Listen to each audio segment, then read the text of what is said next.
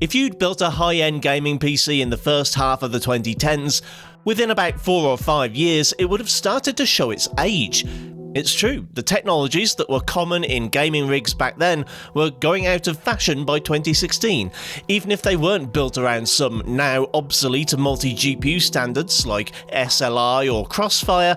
The lack of some API support or instruction set will mean they just don't cut it in modern games. This build though? This thing's aging like Keanu Reeves.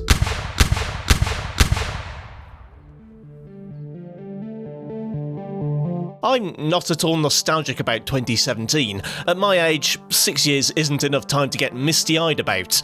I've got boxes I've been meaning to move for longer than that. The only difference between my life in 2017 and 2023 is that I have fewer friends and more physical ailments. However, after some recent pickups, I realised I had the components necessary to build what would have been a really kick-ass PC in 2017, and as that's something I most definitely didn't have back then, I decided to put something together that would have made my past self green with envy. I recently reviewed the Nvidia GTX 1080 Ti, which here in the UK would have cost about £750 at the time of release. This would have been about the second most powerful single GPU solution available in 2017, behind the Titan XP, which was released a month later. I say single GPU solution as technically SLI was still a thing, though game support was already practically non-existent, and hardware support would be phased out in the RTX era. That ugly thing bolted onto the front, by the way, is a Rygen Morpheus cooler with a pair of Arctic 120mm fans, and as well as being the quietest GPU cooling solution I've used in a while, it's super effective. The fans apparently top out at 1500 RPM, so even cranked up to 100%, I can't hear them at all, but I can see that even a 500MHz RAM overclock and the core power limit pushed up to 20%, it's still only running in the low to mid 60s. The GTX 1080 Ti still has enough power to scale nicely with modern CPUs in DX12, but back then DX11 was more common. High core count CPUs were only just entering the mainstream, and devs really didn't know what to do with them yet. It's easy to say from a 2020s perspective that something like the i9 7980XE with 18 cores should have been the ultimate 2017 gaming CPU. But that simply wasn't the case at the time. The highest performance scenario for gamers in 2017 invariably meant one chip, the i7-8700K, a 6-core 12-thread Coffee Lake CPU that has a lot in common with the more modern i5-11600K. At a UK price of £360, this didn't make for a great value when looked at in terms of cost per core, but in gaming tests it blew first-gen Ryzen out the water, and even beat the high-end desktop chips at the time. It has an unlocked multiplier, so although I didn't do any overclocking in this video, I picked up a Strix Z370 from AliExpress all the same, and clamped on a slightly anachronistic Zalman tower cooler.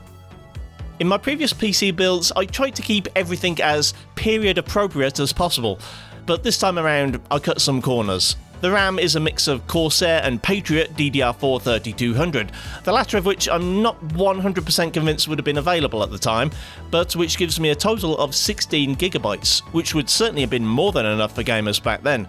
At least, it better have been, because DDR4 3200 cost an arm and a leg in those days.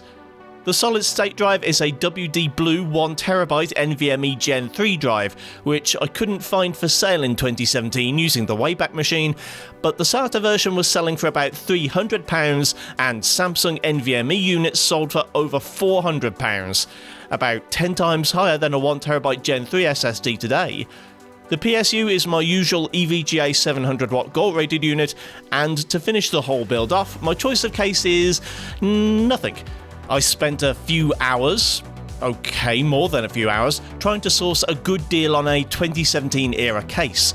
Looking back, it's pretty uncanny just how familiar things look. Tempered glass and RGB were already a thing in 2017, and some of the popular designs remain iconic even today. The Fractal Meshify, the Cougar Conquer, the O11 Dynamic, even Steve's favourite, the Cooler Master H500P. The problem is they're all still too damned expensive, often more than new cases, and plus I don't exactly have room for all these things when I'm done with them. My chosen case then is the polystyrene box the motherboard was shipped from China inside, along with its signature AliExpress tape, plus an anti-static bag, because I'm classy. As usual, my test suite begins with a few games from around the PC's heyday, before progressing through time from 2017 up until the present day. If you've watched my GTX 1080 Ti video, there are no duplicates here. If you haven't watched it yet, there's a link at the end of this video. Around the time this PC would have been brand new, GTA 5 would still have been a popular game to benchmark with. It was also the ideal title for testing its potential as a 4K gaming rig.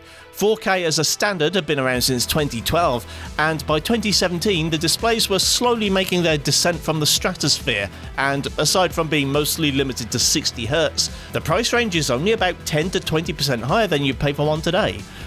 With quality settings at their highest, including advanced features but excluding MSAA, this 2017 build can run GTA at a pretty healthy 68 FPS on average. The 1% lows in the mid-40s are acceptable in my opinion, and occur mainly as a result of grass and vegetation effects at the end of the test run, and turning down a couple of settings should be enough to avoid that becoming too troublesome. With the resolution dropped to 1440p, averages remain above 90 FPS and lows hit 69. What?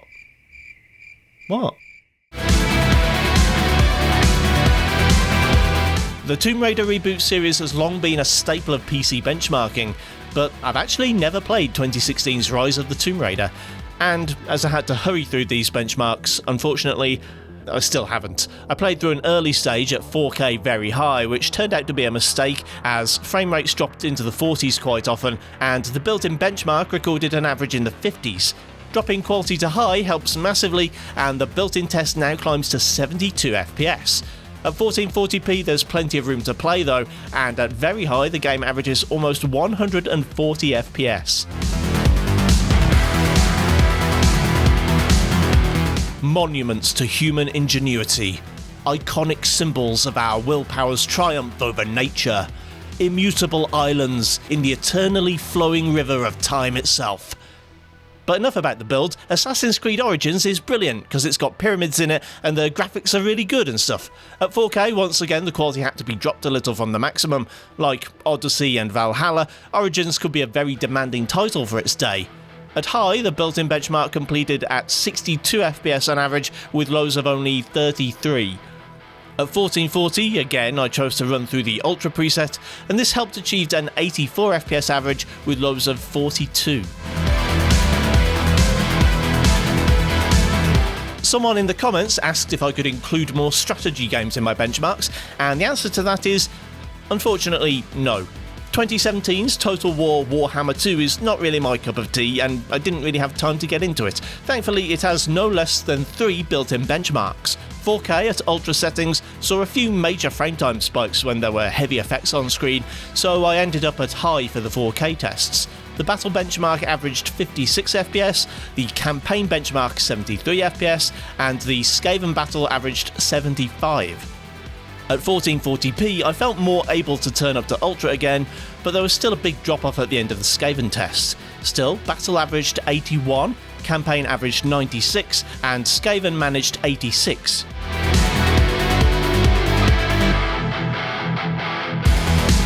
"2018 is a tough year to find good games from. One well-regarded game that managed to magically appear in my Steam library, and yet have never played, is F1 2018. Open wheel racing isn't really my thing, but in lieu of any better titles from this year, it'll have to do. Running the benchmark through Silverstone with heavy rain turned on, the 4K test run managed a superb 86 FPS at ultra settings, with lows of 73. Given that stunning performance then, it should be no surprise that 1440p does even better, with an average of 136 and lows of 111.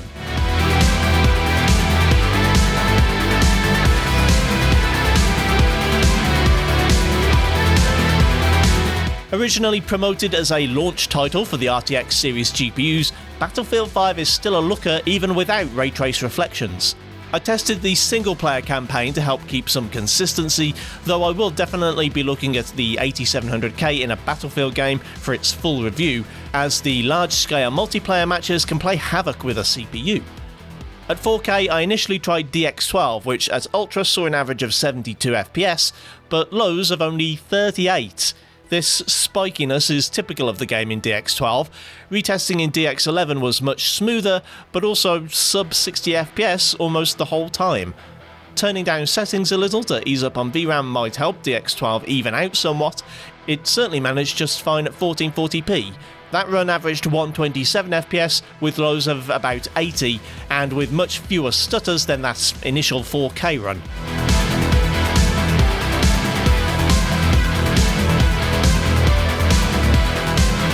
RDR2 is one of the fairly rare titles that runs on the Vulkan API, which, like DX12, does put some more load onto the CPU. It's also just a general all-round leap in terms of what it expects from your PC. At 4K, with the quality preset slider raised to favour quality, this build can only manage about 40 FPS, though, in fairness, lows do remain above 30. At 1440p, the average increases, but only as far as a fairly shaky 60 FPS with lows below 50. I'd call it playable, though if you're a stickler for 60, then you might have some luck dropping settings somewhat.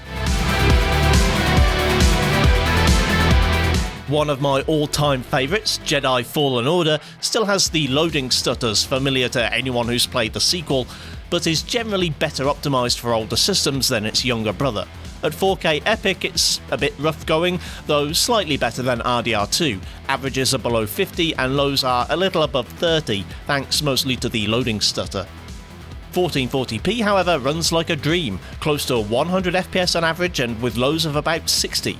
Stutters still aren't absent, but they shouldn't ruin your day either.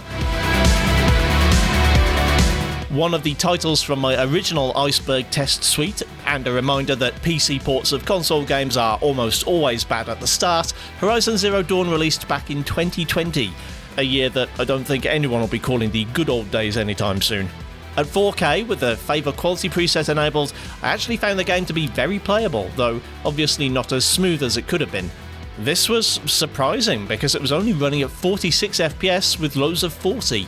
Dropping instead to 1440 without changing anything else, and averages climbed to over 80. 1% lows didn't climb quite as far, but it was still a pretty excellent experience all round. Doom Eternal is both what Louise Nerding did when she left the group, and the sequel to 2016's now legendary series reboot. Smoothness is paramount in this type of game, and at 4K Nightmare this PC gets very close. Averages almost hit 80 FPS, but there's enough frame time inconsistency to see 1% lows fall to 50. Dropping quality to high would probably do the trick, perhaps even just reducing the texture settings even. At 1440 though, it's possible to ramp up to Ultra Nightmare and still see gloriously high frame rates. Averages past 165 and lows over 120.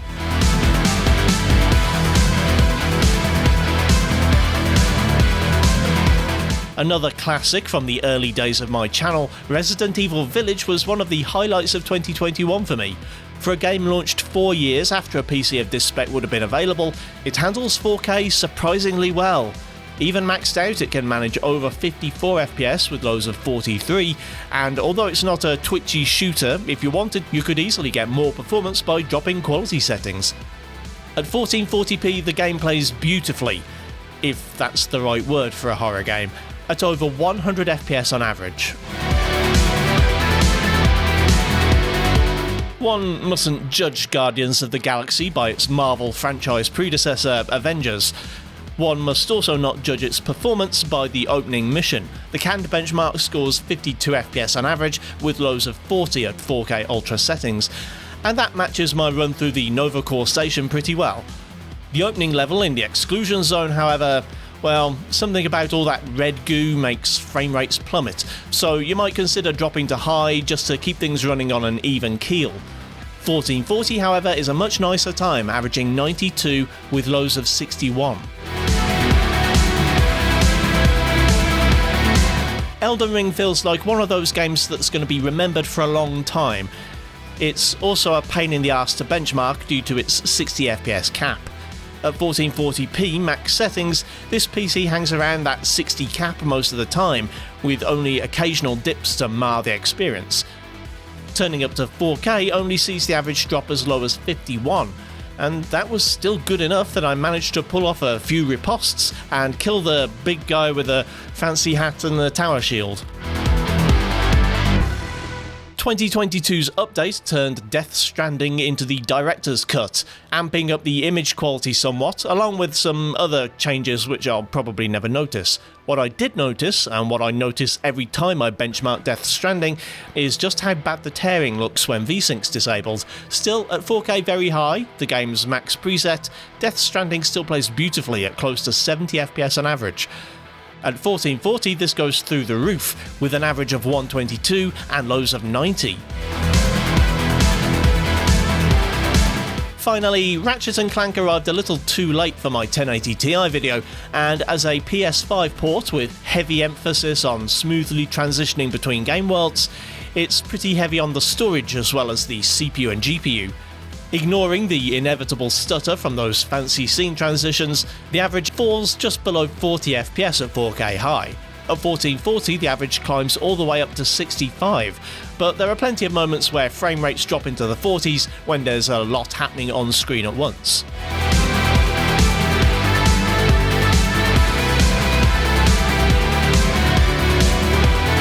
I've already looked at the 1080 Ti in other 2023 titles, and so I don't want to waste your time if you've already seen that video.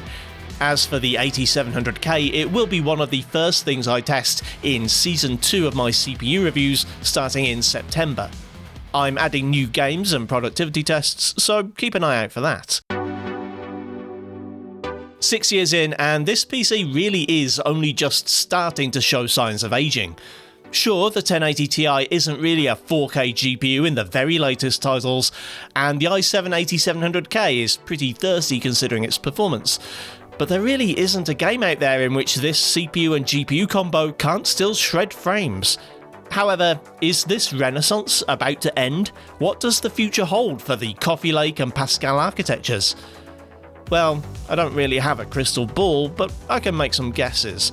The 1080 Ti has two shortcomings that might become weak spots in the future. Firstly, the lack of DX12 Ultimate support. Right now that might not seem significant, but neither did DX12 support until it was. And now the 780 Ti is mostly a paperweight. The second is the lack of hardware ray tracing features. DLSS is a nice to have for RTX GPUs as games get more demanding, but FSR2 is almost as good and works just fine on the 1080 Ti. A lack of DLSS won't make the 1080 Ti unable to launch a game. However, it may be the case that more games drop rasterized rendering altogether in favour of full ray tracing or path tracing. If that happens en masse, then huge numbers of older GPUs would be instantly obsolete, including the 1080 Ti. As for the i7-8700K, as I said in the intro, it has a lot in common with some very modern CPUs, and it's hard to see an immediate future where it would be completely obsolete, but not impossible. Unlike the 11th gen i5, the 8700K does lack AVX512 instructions. CPUs without AVX2 are unable to launch certain games, and others suffer from poor performance, so the lack of instruction set has a history of making CPUs age poorly. Aside from that one minor flaw, the 8700K still looks pretty modern, even if it would no longer be considered worthy of the i7 brand. Look out for its dedicated review in about 6 weeks' time. In the meanwhile, check out the 1080 Ti review, linked on screen now. Thanks for watching, kindly do the usual YouTube things if you feel so inclined, and I'll see you next time.